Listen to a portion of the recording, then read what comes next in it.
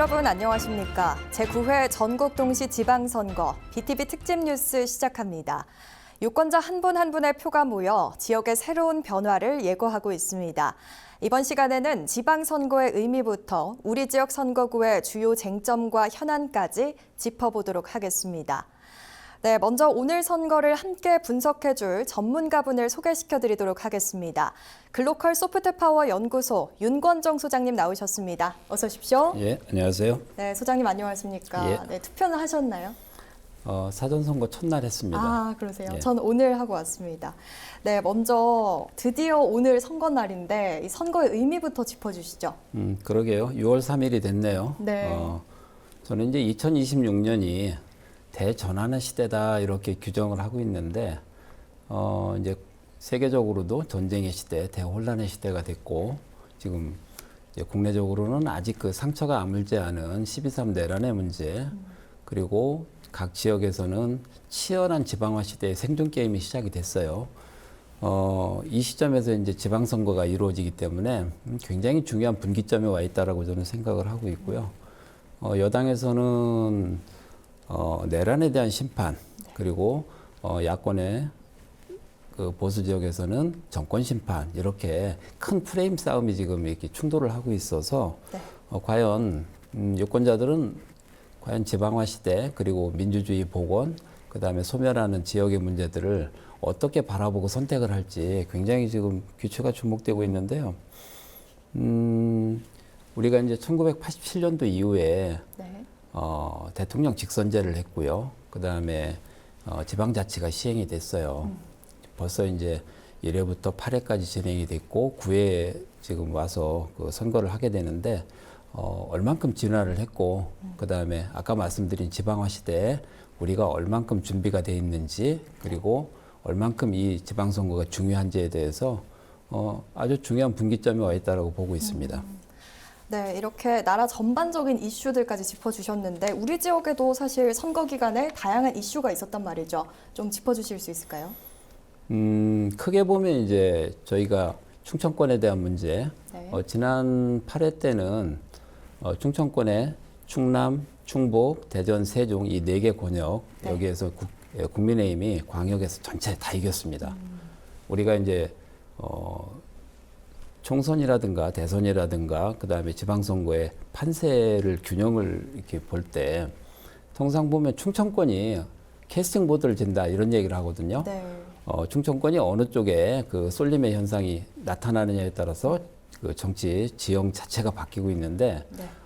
지난번에 그 보수 그 정당이었던 국민의힘이 전체를 다 가져갔단 말이에요. 이번에는 12.3 내란도 있고 이재명 정부의 중간평가 형태의 지금 선거를 가지고 있는 성향이란 말이에요. 네. 그렇기 때문에 과연 4개를 다시 복원할 수 있겠느냐 아니면 다시 지금 현재의 그 여론 추이에 보면 민주당이 굉장히 우세한 쪽으로 나오고 있습니다. 이런 부분에 대해서 지금 충청권의 바로미터의 선택이 어디로 가느냐 네. 이런 부분들이 굉장히 중요하게 지금 우리가 바라봐야 될 그 지점이라고 보고요. 그리고 이제 특히 교육 문제, 그 충청남도나 세종시의 교육감 선거도 지금 새로운 전환점에 와 있다라고 봐요. 왜냐하면 코로나 이후에 교육의 정상화 문제, 공교육의 정상화 문제, 그다음에 새로운 어떤 4차 산업혁명을 준비하는 AI 교육에 대한 문제 이런 것들이 굉장히 중요한 이슈로 지금 등장하고 있다고 보고 있습니다. 네, 맞습니다. 네, 캐스팅 보트인 충청 지역의 쟁점들 좀 짚어주셨는데 먼저 이 선거 이슈 영상 보시고 다시 이야기 나눠보도록 하겠습니다. 네, 이렇게 리포트 살펴보고 왔는데요. 먼저 충남 도지사 선거부터 짚어보도록 하겠습니다. 네, 초반에는 이 박수현 후보가 우세를 했다가 막판에는 경합 구도로 바뀌었단 말이죠. 이게 집권 여당 프리미엄이냐 아니면 현직 프리미엄이냐 이렇게 맞붙고 있는데 이번 결과 어떻게 보십니까? 지금 이제 박수현 후보하고 그 김태형 후보가 아주 팽팽하게 지금 네. 경합을 하고 있는 상태인데요. 처음에는 아무래도 이제 그 내란의 문제, 이재명 정권의 그 평가 문제 이런 네.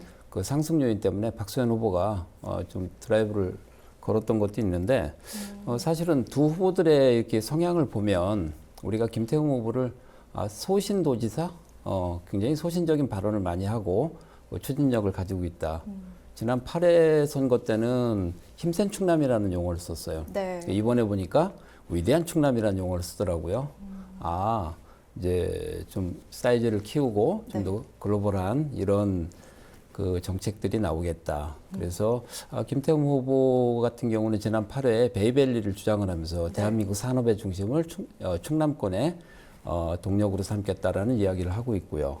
그리고 박수현 후보 같은 경우에는 사실은 문재인 정권과 이재명 정권을 넘어오면서 어떤 소통의 상징, 사회적 소통의 그런 아주 능숙한 이런 그 정치인으로 우리가 판단을 하고 있는데, 그러면서 이제 충남의 그 중앙정부에서 추진하고 있는 사업과 충남의 새로운 미래, 특히 이번에 이제 공약으로 내세웠던 AI 수도 이야기를 하고 있어요.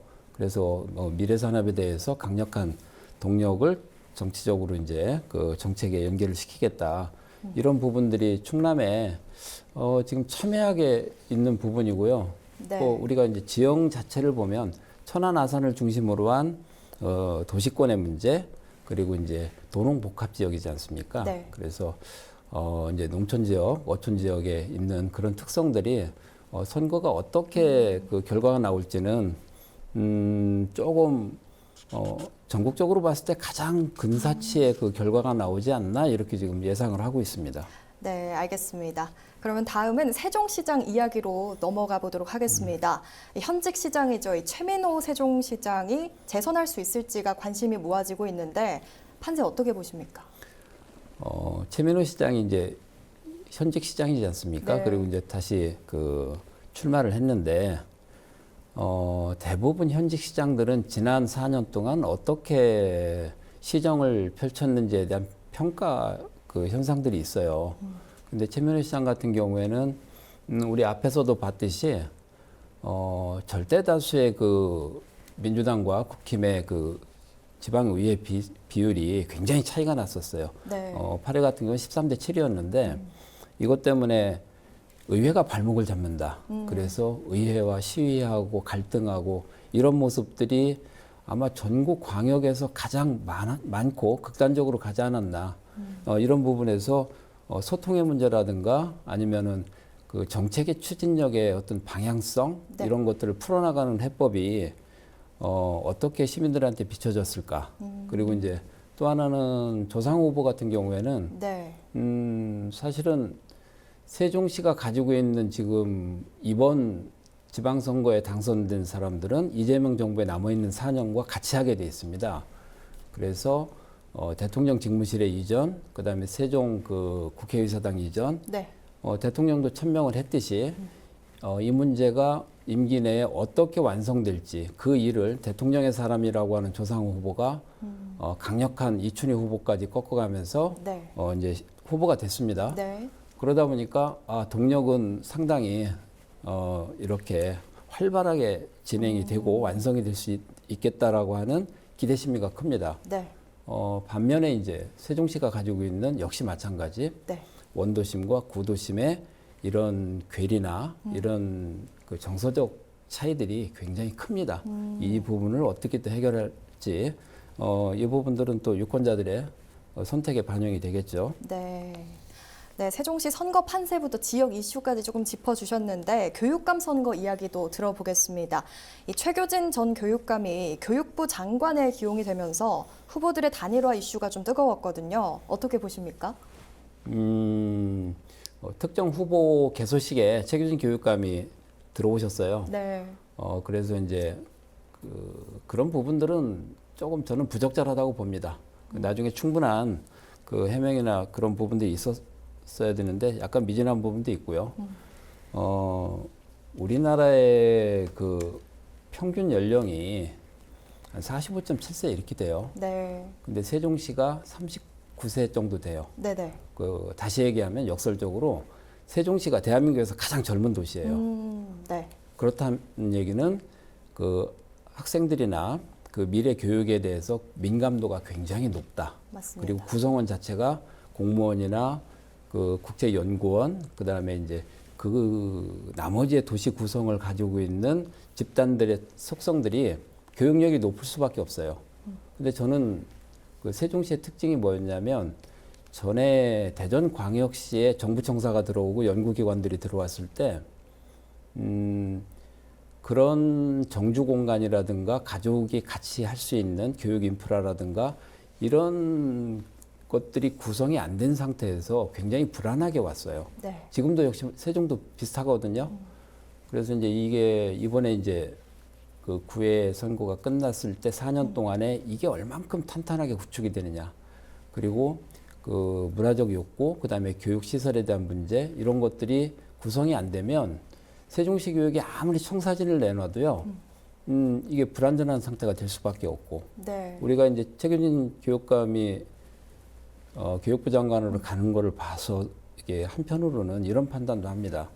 뭐냐면 세종시 교육이 대한민국의 표본처럼 돼 있어요. 네. 미래적으로 갈 수 있는 이런 것들이 이제 미래 교육의 AI 교육이라든가 진영 논리 이런 것들을 어떻게 극복할지 사실은 좀 실망스러운 부분이 뭐냐면 진보와 보수의 이런 물론 교육감 선거는 정치적으로 중립을 하기 위해서 지금 기후도 뺐고요. 네. 그다음에 정당도 다 이제 배제를 시켰습니다. 네. 그럼에도 불구하고 그 취지에도 불구하고 진보와 보수로 나눠서 계속 단일화 문제를 가지고 정책을 덮고 나가는 이런 굉장히 아쉽기도 하고요. 네. 스스로 그 준비를 했던 후보들, 그다음에 유권자들한테도 이 부분은 나중에 제도 개선에 대한 문제를 심각하게 고민해 볼 필요가 있습니다. 네. 네, 알겠습니다. 네, 이어서 천안과 아산 지역 선거구 살펴보도록 할 텐데요. 천안시장 선거는 전 시장이랑 전 시장 모두 연속으로 임기를 채우지 못했습니다. 네, 3자 구도로 치러졌는데 이번 천안시장 선거는 어떻게 보시나요? 사실은 천안시장 후보에서 이번에 이제 조금 관심이 많이 갔던 부분이 이제 민주당 경선이었어요. 민주당의 총 9명 후보가 이제 3차에 걸쳐서 경선을 했는데 우리가 이제 기존에 아주 강력한 조직을 가지고 있고 네. 국회의원 출신, 전직 시장 출신, 뭐 청와대 근무하셨던 분, 네임밸도 강하고 조직력도 강한 이런 분들이 장기수 후보라고 하는 그 풀뿌리 민주주의 그 시의원을 하셨던 분인데 네. 이제 그 시민운동을 하신 분인데 이분이 최종 승자가 됐어요. 이 부분에 대해서 사람들이 이제 설왕설래도 많고 의구심도 많은데 저는 그렇게 보거든요. 네. 그 포인트를 보지 못하면 이번 천안 선거는 읽을 수가 없다. 뭐냐면 천안은 국회의원 이번에 이제 후보로 나오신 박찬호 후보님이 국회의원이었을 때 중도 하차를 했고요. 네. 이규희 국회의원도 하차를 했고 네. 구본영 시장도 하차를 했고 그리고 박상돈 후보 전 시장도 선거법 위반으로 하차를 했고 네. 그다음에 박완조 의원 그다음에 천안의 맹주라고 할 수 있는 양승조 후보도 역시 도지사에서 지난번에 탈락을 하고 국회의원 그 선거에서도 이제 패배를 하면서 천안 정치 지형 자체가 네. 변화를 요구하고 있었어요. 그런데 이제 이번 같은 경우에는 중앙에 이제 국회의원도 했었고 전에 행안부 차관까지 지내신 네. 그 박찬호 후보님, 국힘의 박찬호 후보님하고 새로운 도전을 하고 개혁을 요구하는 장기수 후보의 이 젊음 그리고 이제 정책 대결 이게 어느 정도 강하게 시민들한테 어필할 수 있느냐 이게 사실은 가장 큰 포인트라고 봅니다. 네, 시간 관계상 이 천안시장 선거까지만 짚어보도록 하겠습니다. 네, 오늘 말씀 감사합니다. 예, 수고하셨습니다. 고맙습니다. BTV 뉴스는 지역민의 선택으로 만들어갈 내일을 가장 가까이에서 전해드리겠습니다. 이상으로 제9회 전국동시 지방선거 BTV 특집 뉴스를 마칩니다. 시청해주신 여러분 고맙습니다.